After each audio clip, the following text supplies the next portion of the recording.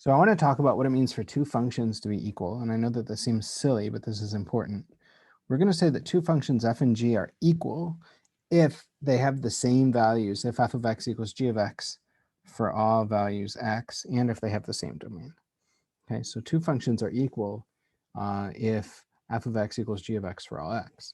Now, what if g of x itself is the zero function, meaning that no matter what you plug into g, your output is zero. It's a constant function. It's a horizontal line through the value zero. And that's a function, of course. That's just the constant zero function. It's kind of a boring function, but it's a function. Now, what does it mean to say that f of x? So when is f of x equal to the zero function? Okay, what that means is that f of x has to be zero for all values x in its domain. This is different than solving an equation. You know, if you have to have, say, solve some like quadratic equal to zero, that's different. You want to know for what x values is this function gonna be zero, but that's not what we're asking. What we're asking is a little bit more subtle.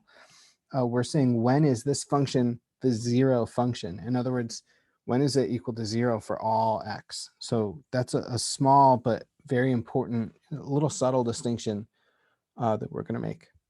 Now, with that in mind, we're going to say that two functions, let's say f and g,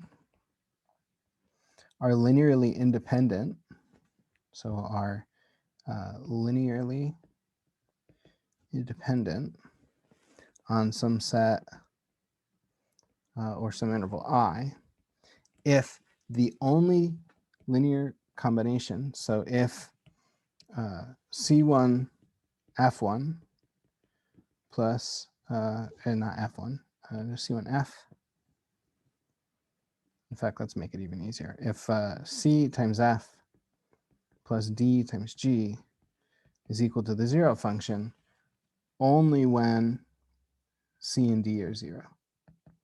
Okay, here I mean that these two functions add up to be the zero function.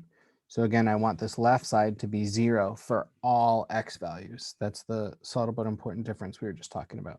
So two functions f and g are linearly independent if the only time when this quantity c times f of x plus d times g of x is equal to the zero function, that only happens when c and d themselves are zero.